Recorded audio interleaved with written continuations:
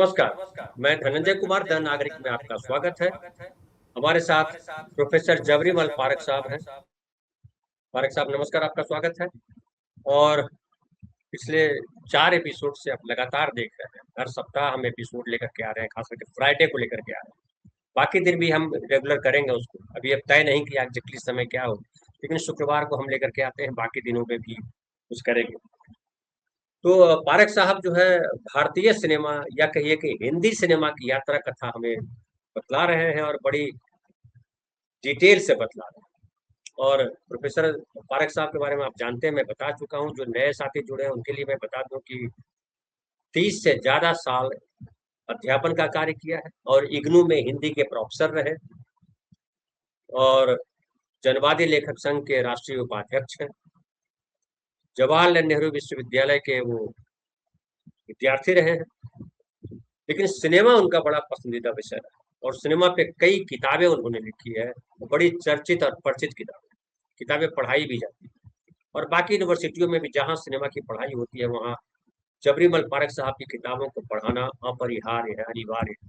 क्योंकि जिस तरीके से सिनेमा की व्याख्या सिनेमा को देखते हैं, लोक जीवन, आम आदमी, सिनेमा, साहित्य, इन सब का किस तरीके से घालमेल, हालांकि सही शब्द नहीं है, लेकिन मिश्रण कह सकते हैं कि सम्मिश्रण हुआ और भारतीय सिनेमा किस तरह से शेप लेता रहा, किस तरह से बदलता रहा, उस भारतीय सिनेमा की बात कर रहे हैं लगातार पारख साहब। आज हम 5वें एपिसोड में हैं और पिछले एपिसोड में पारख साहब ने बात की थी कि किस तरह से सिनेमा पर, भारतीय सिनेमा पर संविधान और नेहरू का प्रभाव पड़ा। किस तरह से भारतीय सिनेमा को मदद करने के लिए सरकार ने कई संस्थाएं बनाई और फिल्म्स डिवीजन से लेकर के सेंसर बोर्ड और तमाम चीजें। आज हम उससे आगे बढ़ेंगे। हम आज चर्चा करेंगे 1950 से लेकर 1965 के दौर की फिल्मों के बारे में। ये जिसे हम राजनीति की दृष्टि से नेहरू एरा के नाम से जानते हैं, नेहरू युग के नाम से जानते हैं। ये वह समय है जब भारत के प्रधानमंत्री जवाहरलाल नेहरू थे। और आप जानते हैं कि जवाहरलाल नेहरू जो है वो हमारी आज़ादी के आंदोलन के कुछ ऐसे प्रमुख नेताओं में से थे जिनका बहुत दूर तक प्रभाव पड़ा। इस दृष्टि से देखें तो नेहरू का पहला प्रधानमंत्री बनना बहुत महत्वपूर्ण है। और जो संविधान बना, जिस संविधान को बनाने में मुख्य रूप से भूमिका जो है डॉक्टर अंबेडकर और जवाहरलाल नेहरू की थी, और भी बहुत लोगों की थी, क्योंकि पूरी संविधान सभा थी जिसमें हर पहलू पर डिस्कशन हुआ था। और एक ऐसा संविधान बनाया गया जिसने पाकिस्तान, जो भारत से विभाजित होकर एक राष्ट्र बना था, जो इस्लामी राष्ट्र बना था, उससे अलग मार्ग चुना भारत ने यह तय किया कि वह एक धार्मिक राज्य नहीं बनेगा, बल्कि एक धर्मनिरपेक्ष राज्य बनेगा। और उसने धर्मनिरपेक्ष राज्य बनाने का फैसला किया। और ये इस दृष्टि से महत्वपूर्ण है क्योंकि विभाजन के बावजूद हिंदुस्तान जो है वो अपना मूल चरित्र जो था, जो साझा संस्कृति का चरित्र था, जो विभिन्न धर्मावलंबियों का देश था, हिंदू भी रहते थे, मुसलमान भी रहते थे, सिख, ईसाई, बौद्ध, जैन, पारसी, सब तरह के लोग यहाँ पर रहते आए हैं सैकड़ों हजारों सालों से। उस भारत को ध्यान में रखकर वो संविधान बनाया गया था।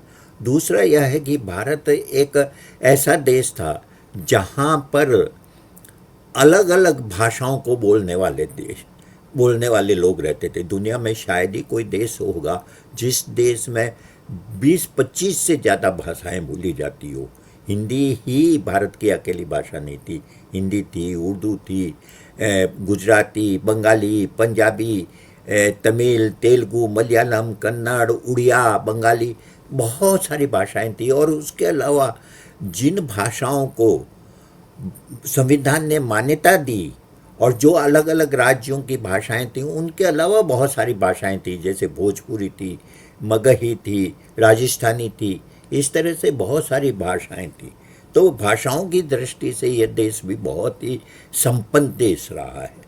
धर्म की दृष्टि से, भाषाओं की दृष्टि से, अलग अलग नस्ल के लोग यहाँ हम रहते आए हैं। ऐसे देश में सिनेमा जो है वो एक तरह का नहीं हो सकता, न एक भाषा का हो सकता है, न उसमें जो सामाजिक, सांस्कृतिक और राजनीतिक जीवन की अभिव्यक्ति होती है वो एक तरह की हो सकती है। उसमें अलग अलग तरह का, अलग अलग तरह की अभिव्यक्तियाँ हमें देखने को मिलेगी। अब हमें हिंदी सिनेमा की ही बात करें, ये क्योंकि ये बहुत महत्वपूर्ण है जानना। अ, हिंदी सिनेमा की शुरुआत जिन लोगों ने की, जिसे हम हिंदी सिनेमा कह रहे हैं, दरअसल उसे हिंदी भाषियों ने नहीं किया शुरू, उसे मराठी लोगों ने किया, उसे बंगाली लोगों ने किया, उसे पंजाबी लोगों ने किया। अगर आप देखें तो शुरुआत ही, जैसे दादा साहब फाल्के वो मराठी थे, और उसके बाद हिंदी के जो बड़े फिल्मकार हुए, चाहे महबूब हो, चाहे बिमल राय हो, चाहे राज कपूर हो, चाहे गुरुदत्त हो, ये कोई भी ऐसा नहीं था इसमें से जो हिंदी भाषी हो। कोई पंजाब से आया था, कोई अविभाजित भारत के किसी जगह से आया था, जैसे राज कपूर, बलराज साहनी वगैरह सब उस हिस्से के रहने वाले थे जिसे आज हम पाकिस्तान के तौर पर जानते हैं। बंगाली थे, हमारे अभिनेता और अभिनेत्रियाँ जो है अलग अलग भाषाओं के थे, हमारे संगीतकार अलग भाषाओं के थे। तो इस तरह से आप देखेंगे कि हिंदी जो है वो एक ऐसे लोगों द्वारा, ऐसे फिल्मकारों द्वारा बनाई जा रही थी जो हिंदी भाषी भले ना हो, लेकिन जो ये समझते थे कि हिंदी, या जिसे मैं समझता हूँ कि हिंदुस्तानी कहना बहुत ज़्यादा सही होगा, क्योंकि वो हिंदुस्तान के सभी लोगों तक पहुँचती थी। वो केवल वह हिंदी नहीं थी जिसे संस्कृतनिष्ठ हिंदी कहते हैं, वो वह हिंदी नहीं थी जिसमें अरबी फारसी के शब्द ही भरे होते हैं, बल्कि यह वह हिंदी थी जो बोलचाल की भाषा के रूप में पूरे हिंदुस्तान में समझी और बोली जाती थी। और ये एक बहुत महत्वपूर्ण बात है। इसकी शुरुआत हालांकि आज़ादी से पहले हो गई थी, लेकिन आज़ादी के बाद जो देश के बड़े बड़े फिल्मकार थे उन्होंने हिंदी में फिल्में बनाई। हम आज चर्चा शुरू करेंगे कि ये जो फिल्में बन रही थी, इस फिल्मों के पीछे कौन सी दृष्टि काम कर रही थी। वो दृष्टि काम कर रही थी हमारे संविधान की। संविधान जिन मूल्यों पर आधारित था, उस संविधान के मूल्यों को इन फिल्मकारों ने अपनी फिल्मों के माध्यम से लोकप्रिय बनाया, लोगों तक पहुंचाया। क्योंकि ये ध्यान देने की बात है कि हिंदुस्तान में जो संविधान बना वो दुनिया का शायद सर्वोत्तम संविधान है, जिसमें अलग अलग जाति, धर्म, नस्ल के लोगों को एक साथ रखने और एक साथ लेकर चलने की बात कही गई है। लेकिन हिंदुस्तान वास्तव में ऐसा नहीं था। हिंदुस्तान धर्म के आधार पर बंटा हुआ था, जाति के आधार पर बंटा हुआ था, नस्ल के आधार पर बंटा हुआ था, भाषा के आधार पर बंटा हुआ था, क्षेत्र के आधार पर बंटा हुआ था। ऐसे अलग अलग तरह के विभाजनों से ग्रस्त देश को एकजुट रखना कोई बहुत मामूली बात नहीं होती। इसे जो तत्कालीन सरकार थी नेहरू के नेतृत्व में, वह तो ये काम कर ही रही थी, बल्कि फिल्मों के माध्यम से वह काम हो रहा था। अब मैं आपके सामने कुछ फिल्मों की चर्चा करूंगा जिससे कि इस बात को समझा जा सके कि ये जो फिल्में बन रही थी वो किस तरह से इस नए भारत को अभिव्यक्त कर रही थी। और इस दृष्टि से देखें तो ये जो लोकतांत्रिक भारत बना था, ये जो लोकतांत्रिक भारत बना था, ये लोकतांत्रिक भारत किस तरह से, किस तरह के संघर्षों से बना, इसे समझना बहुत जरूरी है। ध्यान देने की बात है कि संविधान के मूल्यों का प्रचार तो इन फिल्मों के माध्यम से हो रहा था, लेकिन सत्ता का प्रचार नहीं हो रहा था। जहाँ जरूरत समझी, इन फिल्मकारों ने सत्ता की आलोचना भी की। हम उन फिल्मों की भी चर्चा करेंगे।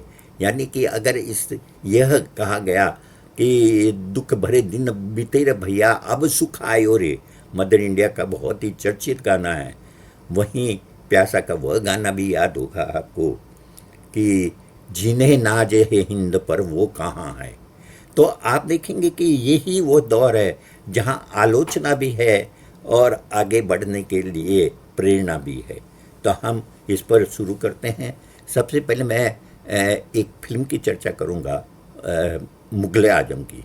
मुगल आजम कई दृष्टि से बहुत ही प्रतीकात्मक फिल्म है इस दौर की। इस फिल्म के बनने की शुरुआत जो है आज़ादी से बहुत पहले हो गई थी। 1947 में हमारा देश आज़ाद हुआ, लेकिन इस फिल्म के बनने की शुरुआत उससे 7, 8, 10 साल पहले हो गई थी। और आज़ादी के बाद 1960 में ये फिल्म रिलीज हुई, यानी कि करीबन 15-16 साल इस फिल्म को बनने में लगा। ये फिल्म एक दंत कथा पर प्रचलित थी, वास्तविक इतिहास नहीं था। ये दंत कथा पर प्रचलित थी, लेकिन अकबर के समय के दंत कथा पर प्रचलित थी। और बहुत ही महत्वपूर्ण फिल्म है ये। मैं इसकी थोड़ी चर्चा करूँगा, किसी एक प्रोग्राम में हम इस पर विस्तार से चर्चा करेंगे, क्योंकि अगर हम नेहरू युग को समझना चाहते हैं तो ये फिल्म हमारे लिए बहुत ही मददगार होगी। लेकिन यहाँ मैं थोड़ी संक्षेप में चर्चा इसलिए करना चाहता हूँ कि हम ये समझें कि हमारे आरंभिक संघर्ष जो देश की आज़ादी के बाद हमारे सामने थे, उस आरंभिक संघर्षों को फिल्मकार किस रूप में ले रहे थे। एक सबसे बड़ा जो फर्क आया था वो यह है, देश का विभाजन हो गया था धर्म के आधार पर। और मतलब लाखों लाख लोगों को अपनी ज़मीन से उखड़ के एक जगह से दूसरी जगह जाना पड़ा। पंजाब की पश्चिम में पंजाब की तरफ और पूरब में जो है बंगाल की तरफ। ये जो विभाजन हुआ ये दुनिया में अपनी तरह का विस्थापन की एक सबसे दर्दनाक, सबसे बड़ी घटना थी। लेकिन उसके बावजूद, और दंगे हुए, उस दंगे में लाखों लोग मारे गए, हजारों औरतों को बेइज्जत किया गया, और हिंदू और मुसलमान दोनों के साथ ऐसा हुआ। लेकिन उसके बावजूद इस देश को एकजुट रखने का काम करना था।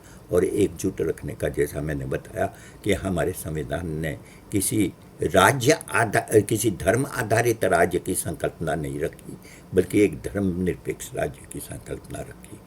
मुगल आजम हमें यह बताती है कि यह देश जो है किसी एक धर्म या एक देश के द्वारा संचालित नहीं होना चाहिए, नहीं होगा।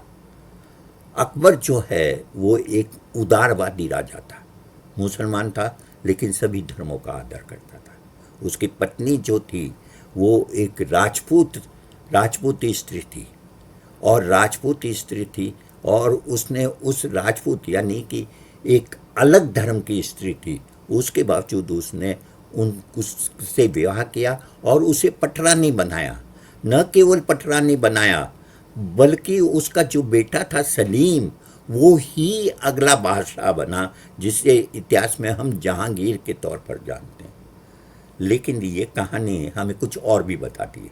कहानी ये बताती है कि सलीम जो है एक अनारकली नाम की मुस्लिम लड़की से प्रेम करता है, जो कनीज है, दासी है।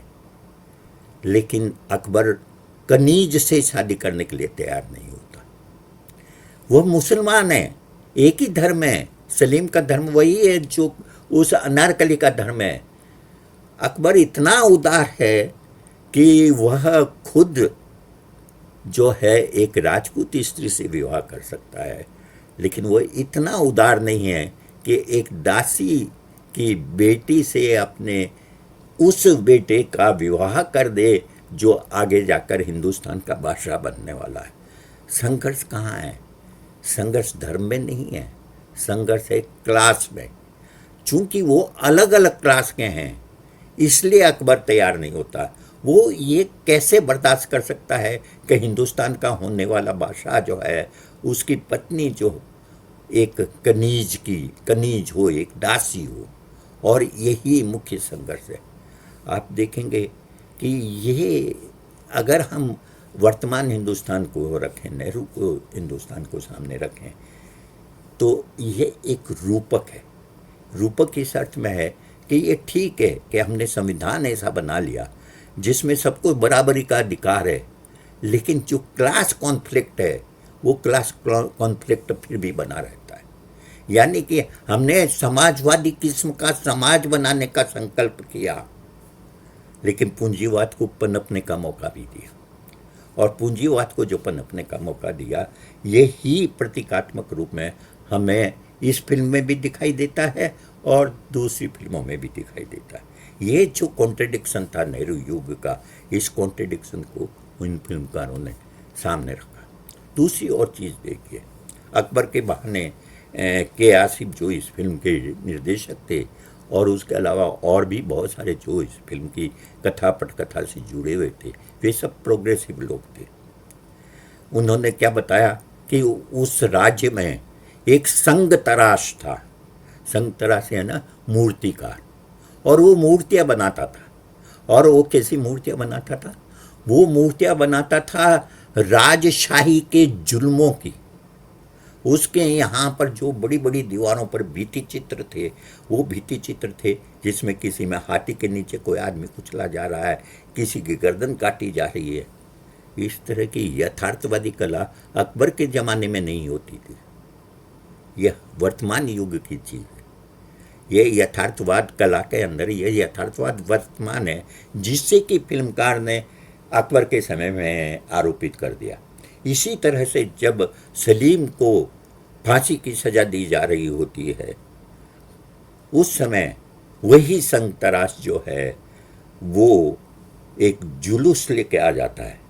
हजारों लोग उसके पीछे हैं और ए मोहब्बत जिंदाबाद का नारा लगाता है। ये मोहब्बत जिंदाबाद का गीत गाते हुए आता है। ये मोहब्बत जिंदाबाद हर चीज़ से ऊपर है। ये प्यार जो है, प्यार किया तो डरना क्या, कि प्यार ही हमारा मूल्य है। कोई धर्म नहीं, कोई जाति नहीं, कोई वर्ग नहीं। और इस तरह से आप देखेंगे कि एक बड़े मूल्य के साथ ये फिल्म हमारे सामने आती है। हमारे जो अंतर्विरोध है हमारे समाज के, उस अंतर्विरोधों को भी सामने रखती है और एक आदर्श भी सामने रखती है। आप देखेंगे कि अकबर जिन मूल्यों में विश्वास करता है, संग तराश भी उन्हीं मूल्यों में विश्वास करता है। ये मोहब्बत जिंदाबाद के गाने में जो है किसी धर्म का अपमान नहीं है, सभी धर्मों की प्रशंसा की गई है। ये बिल्कुल वैसा ही है जैसा कि उसके आसपास ही बनी हुई फिल्म धूल का फूल का वह गाना जो शाहिर ने लिखा था कि तू हिंदू बनेगा ना मुसलमान बनेगा, इंसान की औलाद है इंसान बनेगा। तो मेरे कहने का मतलब यह है कि ये फिल्में जो बन रही थी उस समय, इस फिल्मों के सामने अगर हमारा हिंदुस्तान, जिसकी संवैधानिक मूल्य ऐसे थे, जिसमें बराबरी की बात थी, जिसमें जो है एक ऐसा समतावादी समाज बनाने की बात थी, लेकिन उसके उसके जो खतरे थे उसकी तरफ भी फिल्मकार बराबर ध्यान दिला रहे थे। इस मुग़ल आज़म फिल्म के अंदर अनारकली को एक बार जेल में बंद कर दिया जाता है और उसे सुबह से मतलब उस ऊपर से नीचे तक हथकड़ियों से जकड़ा जाता है। वो चित्र आपने फिल्म देखा हो तो वो चित्र याद कर सकते हैं। जंजीरों में जकड़ी हुई होती है वो। ये जंजीरों में जकड़ी हुई प्रतीकात्मक है कि स्त्री जो है आज़ादी के बाद में भी अभी भी बहुत सारी जंजीरों में जकड़ी हुई है और उसे उसकी दीवार उसे उससे मुक्ति दिलानी है।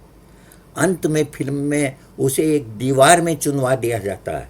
ये दीवार में चुनवाने का मतलब है कि वो चुप रहे। देश आगे बढ़ेगा लेकिन स्त्री की कोई भूमिका नहीं है।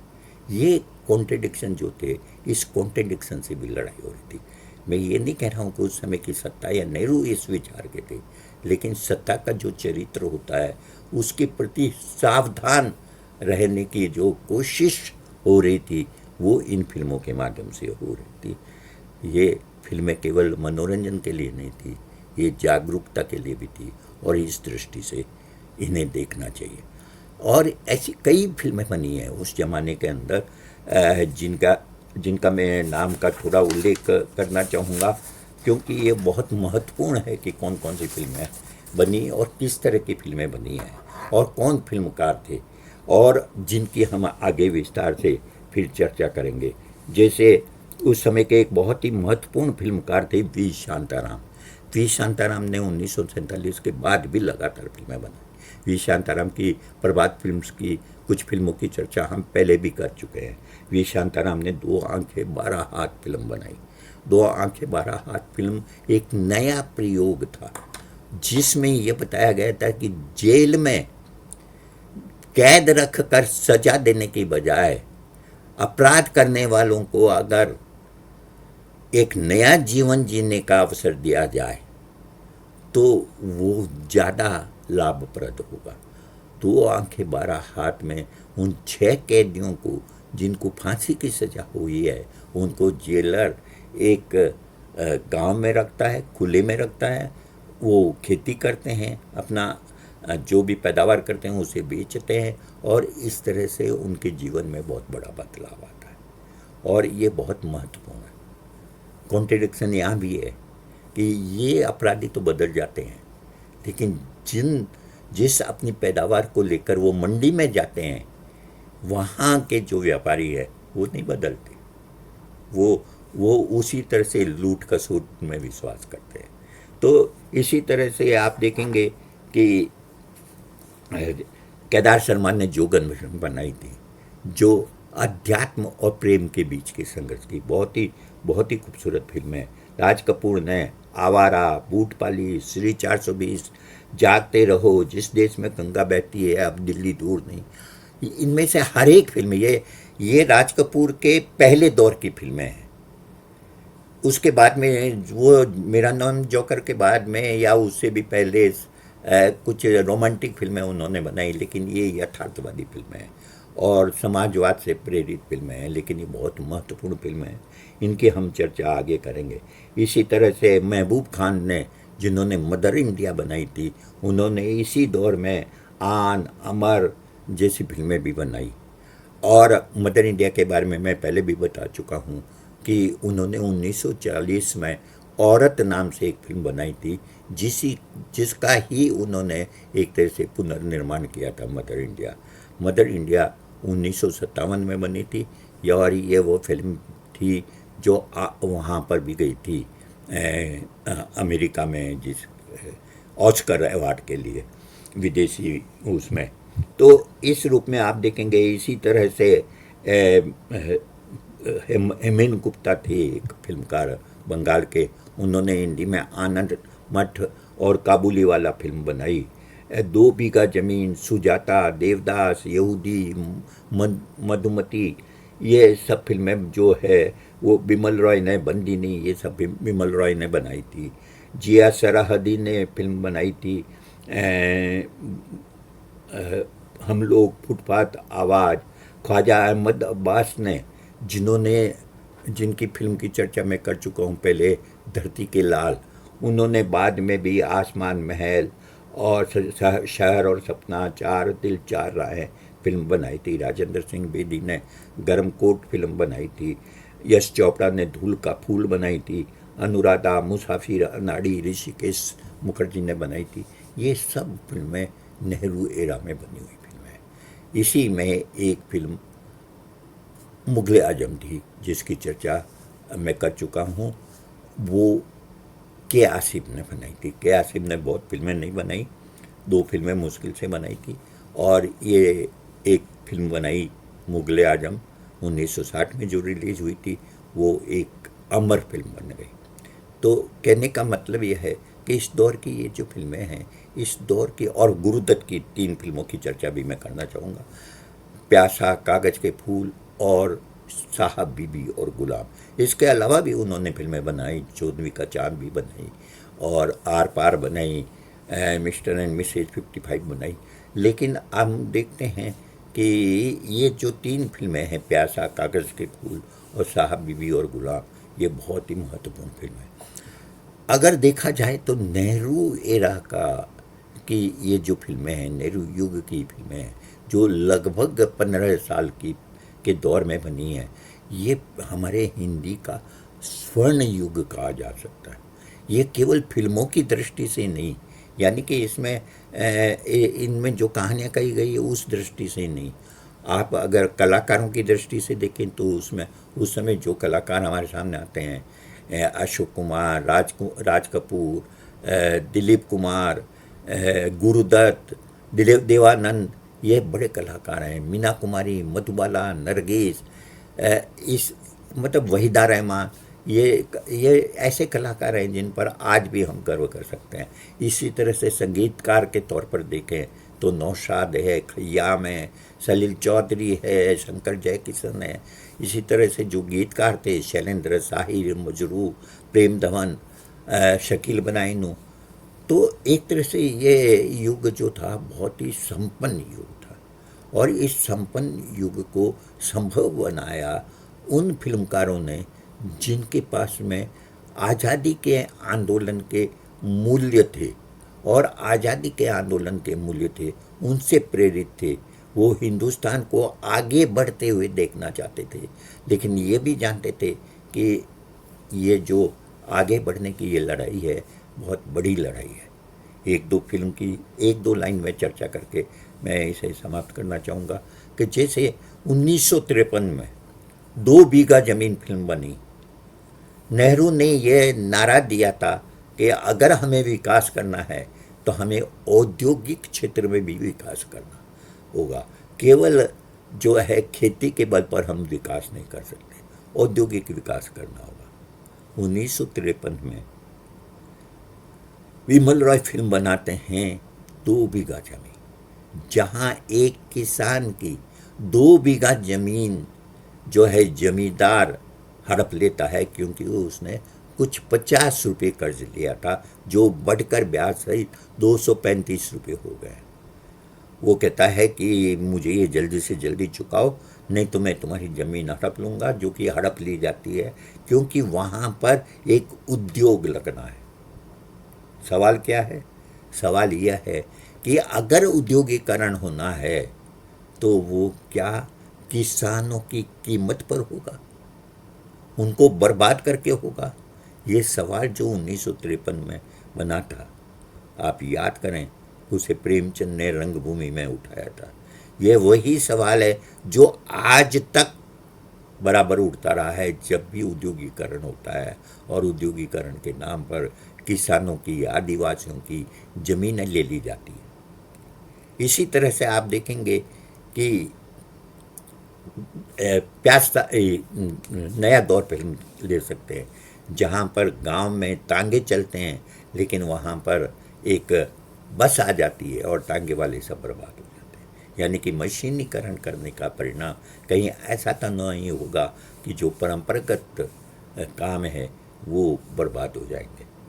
तो उस समय जो फिल्मकार थे वो जागरूक थे, वो उन सवालों को सामने रख रहे थे और उन्हें कोई रोकता नहीं था। उन्हें देशद्रोही नहीं कहा जाता था, उन्हें यह नहीं कहा जाता था कि तुम इस तरह की बातें करोगे तो देश का विकास कैसे होगा। नहीं, उस आलोचना का स्वागत किया जाता था, उनको प्रशंसा की जाती थी। और जो 1953 से राष्ट्रीय पुरस्कार मिलने लग शुरू हुए थे, वो राष्ट्रीय पुरस्कार इन आलोचना करने वाली फिल्मों को भी मिल रहे थे। ये बहुत बड़ी बात है। ये जिनके नाम मैंने आपके सामने अभी फिल्मकारों के रखे हैं, ये सब फिल्मकार वे हैं जो उस समय हमारे राष्ट्रीय गौरव समझे जाते थे। तो इस दृष्टि से देखें तो ये एक बहुत ही कहना चाहिए कि बहुत ही गर्व योग्य पीरियड था। अब हम इस पीरियड के अलग अलग मसलों को, जैसे कि किसानों के सवाल को जिससे संबंधित 2 बीघा ज़मीन है, मदर इंडिया है, और भी कुछ फिल्में हैं।